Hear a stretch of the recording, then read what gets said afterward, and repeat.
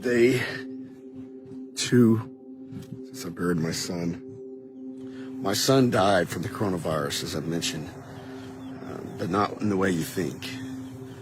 The human condition is not to be socially isolated. And even I heard someone say, well, it's like summer for these kids. It's not like summer for these kids. It's just not. Anybody says it's an idiot. This is not summer. You got parents who are stressed out because they lost their jobs. That's not like summer.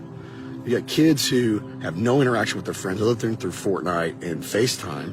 That's not like summer. You have kids who can't go run off their energy at PE class. They can't get that one hug from their teacher that they needed. There's social and emotional challenges beyond comprehension. And we're only going to begin to understand the effects, and it will be incredibly hard to track and incredibly hard to prove my thesis because the network effects of how this all happened, the butterfly effect, is too complicated. But my belief is that we have a bubble, a social and emotional bubble that's about to burst. And it's been coming for a while. I think Hayden was an incredible kid. He wasn't depressed. He wasn't someone who moped around. I mean, like any teenager, he was hard on himself at times. Probably a lot like me, pretty competitive guy. And like anybody, had his own insecurities here and there.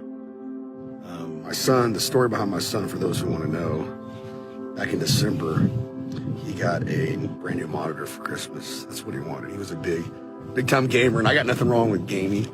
That's what he wanted, to play Fortnite. He's an incredible Fortnite player, one of the top for his age in the country.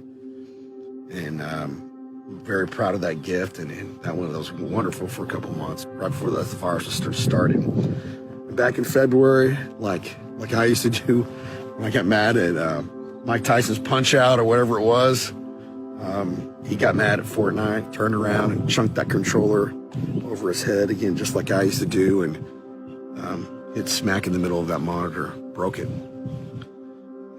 And we told him, son, you can't do that. I don't care about the monitor, but I care about how you react. It's just, you can't do that. When you're not getting another one. Sorry, dude. And he negotiated and tried every which way to convince us, talking to my dad, we call him Pee-Pee, trying to get him to fix it, and you can't fix those new LCD monitors, or not cheaply at least. And, but we said, you know what, if you, opportunity to learn a lesson, do some hard work of your own, do some more chores around the house, you treat your sister nicer, maybe we'll talk about it, we'll get you one. And he held up his end of the bargain. February, March, he worked his butt off, did some things around the house, did many things around the house. I could see just a wonderful change in how he treated his sister, which brother and sisters always fight. There's nothing unusual about that, but he's learning, he was evolving, he was growing, he was becoming a man, 12-year-old boy. And, a week and a half ago, we had a wonderful day. Me and Hayden were supposed to go get haircuts at my office. Both of us were getting shaggy as can be. And my water in my well went out. And, I needed help to fix it, so I called the smartest guy I know, which was my dad. And I hadn't seen him because of the virus. I hadn't allowed him to go to work. I said, you got to work from home, man. I was worried about my dad just like everybody else. But he came over, helped me fix the well. It was a beautiful sunny day. We had a glorious time. Me, Hayden, and him fixing it. My dad even gave him a little mission that he had to watch something on the well. He was real proud of that. And her Hayden come up to me in the kitchen. I gave him the biggest hug, and I kissed him on the hair. I hugged him tight for some reason. I didn't know what the last time I'd hug him. My dad did the same, and we talked some more. And Hayden went upstairs to his room. My dad had to go. I had to take a phone call. April went to go pick up a friend. The social isolation, we kind of reached a point where we felt like it was counterproductive. So we're going to let her have her friend spend the night, and then we're going to get some food. And my dad left, April left. I went into my room real quick. Just my little daughter, me, and Hayden were at home. I took a call. It took about 25, 30 minutes. Walked outside, and my 8-year-old daughter came down the stairs and said Hayden hung himself. And I ran upstairs. tried. I want nobody ever feels to see what I saw, to feel this pain. I want nobody. And as we found out, you know, we were in shock the first couple days. Just where did this come from?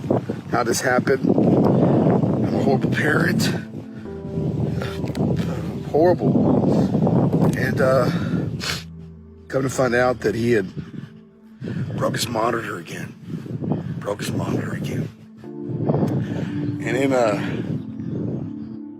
just a rash of emotion and probably anger at himself, and maybe scared to get in trouble and embarrassed and all these emotions, you know, I went in his closet and rudimentally did something that I know he regrets. The kicker of it was 3 days before his 13th birthday, and he was so excited about that birthday. So excited about his birthday. And he was going to get a controller, some new controller that was going to really make his Xbox game better, or his Fortnite game better. And so when he broke his monitor, I believe he felt like he ruined his party. He ruined his birthday. He already couldn't have a birthday party because of social isolation. Imagine that as a 12-year-old boy. You know, that's got to be.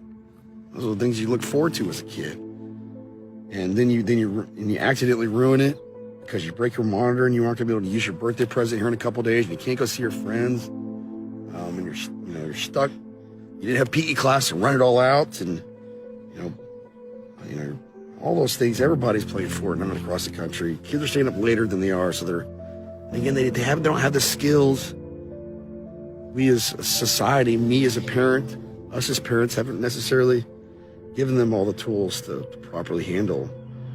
And in that moment, probably not understanding the finality of the situation, went in the closet and got himself in a situation I believe he couldn't get out of. And might have been an accident. My 8-year-old daughter saw some of it. We don't know exactly what. We'll let the counselors, professionals help us in that.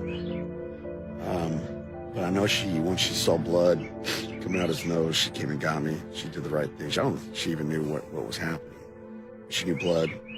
She came and got me, ran upstairs. I didn't have my cell phone on me. And I told her, go get my cell phone downstairs. And she ran downstairs just like an amazing human being and got it for me. And I happen to have an AED, an automatic electronic defibrillator, in my house. And I said, go get that medical thing out of the pantry. She'd never seen it, didn't know what it was. And she brought that to me. Very proud of her. She was ready to execute. And I said, hey, you go outside and go. I'd called 911 by this point. I said, go outside, keep the door open, and wait for the cops. Wave them down. She ran outside as fast as she could. One thing I'm just immensely proud of her about is during that moment, about a year ago, we had done some training at my house. I'm a West Point grad, and probably should have done more training, but I said, hey, if there's ever an issue, you go run over to this guy's house. And if there's ever another issue, or if you can't get him, you go run to this guy's house. And rather than just waiting outside, this little girl, 8 years old last September, ran to my neighbor's house, got my neighbor, ran to the other neighbor's house and got them. And as I was giving CPR, I was on the verge of collapsing. Literally was on the verge of collapsing. I was praying to God just to give me the strength. I never knew how hard that is.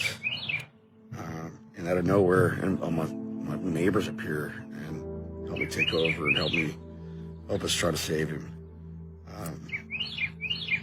Social isolation is hard enough for adults. It's even more hard for our kids.